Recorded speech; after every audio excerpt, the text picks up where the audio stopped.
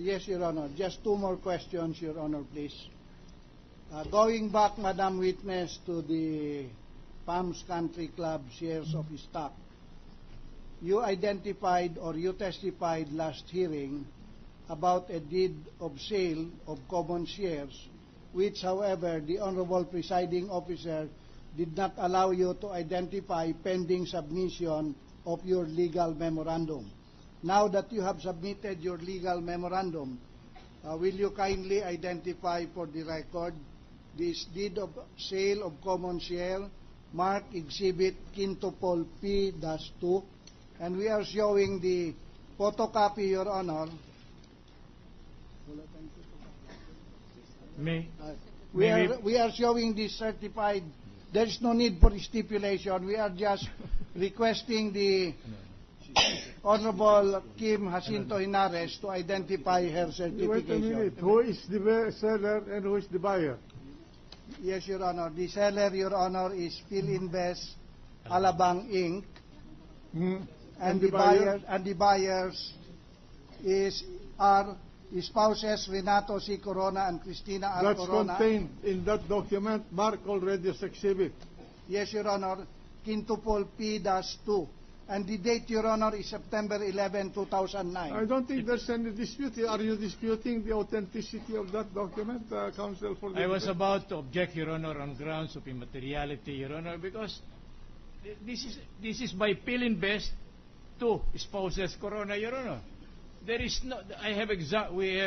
I hope the court pardons me. We have examined the impeachment articles, Your Honor, and there is nothing mentioned about this. If the purpose is only to show that there was such a transaction but not entered in the SAL, then this is not the evidence that should cover the situation, Your Honor. My understanding is that they are presenting this as a not included asset. Is that correct? Yes, Your Honor. Precisely, Your Honor. But the Honorable Commissioner will be testifying on a document to which he is not a party, according to her. Maybe she has examined it. But examination alone does not justify giving of testimony on any particular document, Your Honor. Their purpose is to introduce that document to show, under paragraph 2.3, to show that this asset was not included in this SAL. Let the witness answer. Lastly, Your Honor, please. I'm sorry, Your Honor. Sir, the exhibit Quintupol P-2 is the deed of sale of common shares that was attached to the payment of capital gains tax. All right. Lastly, Your Honor, please. May I request the witness, Madam Witness, kindly identify your signature on this one-page certification for the Alpha List income of the respondent for the years 2006, 2007, 2008, 2009, and 2010, which data were already elicited from you during questioning by Senator Rector. Is the defense disputing the signature of the Commissioner of Internal Revenue? No, Your Honor. If it is only for purposes of acknowledging the signature, we have no objection, Your Honor. May we request that that document be marked in evidence as Exhibit Quintupol C-7. That is all. I am now terminating my direct examination without prejudice, Your Honor, to redirect on the cross conducted. That's in the rules. You do not have to make that reservation. Thank you, Your Honor. I was a little bit surprised. It's practically revolutionizing the rules of procedure and evidence, Your Honor. I thought I know enough evidence. Counsel for the defense, are you ready to cross-examine? Yes, Your Honor. Proceed. Yes, Your Honor. Now, good afternoon, Madam Commissioner.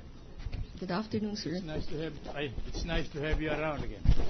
Now, I understand that you came here to testify pursuant to a subpoena issued by the Honorable Impeachment Court.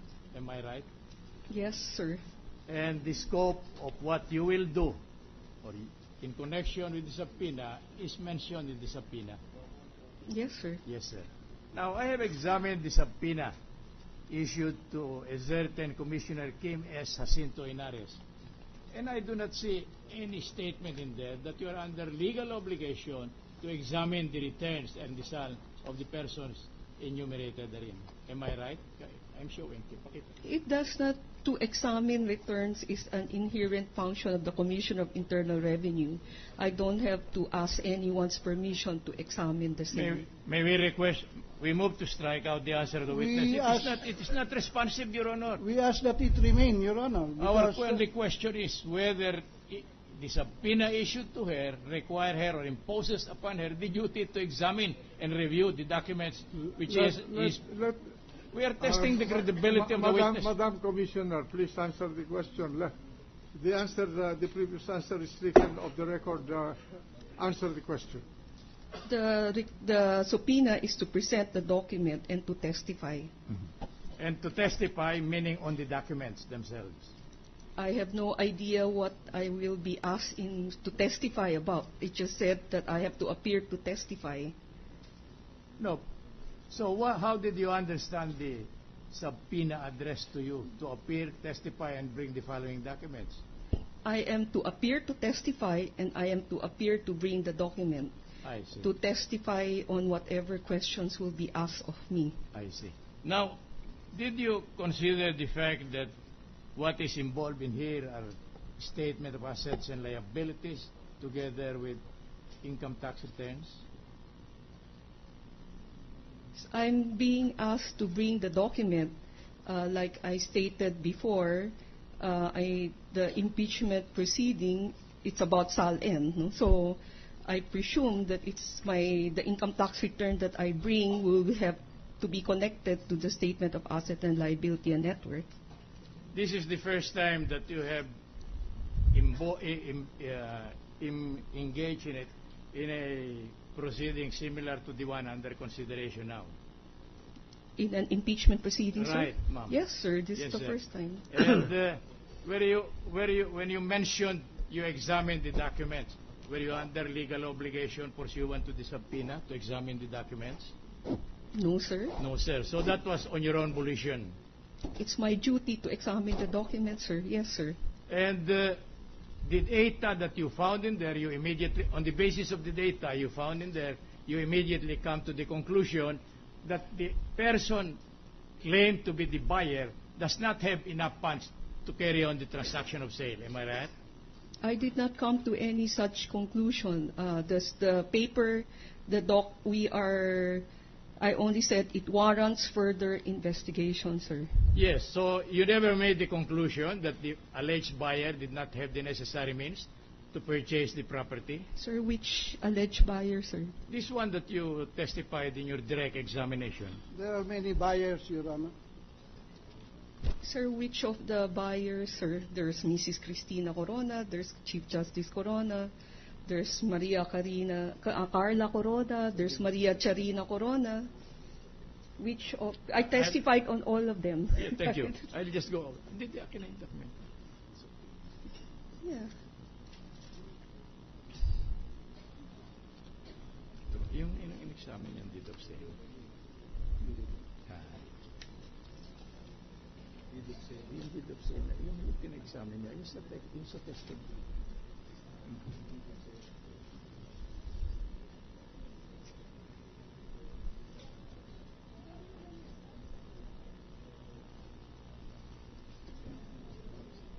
In page 20. 24. Yung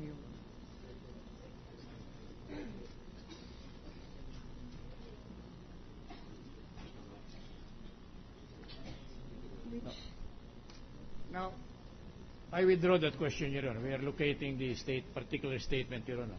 Now, based on the SAL, SLN of Chief Justice Corona, does it admit of the correction allowed by law pursuant to what is provided for in the SAL law, SLN law? Sir, I am not I am not the person to ask for SALN. I'm see. So that- National Internal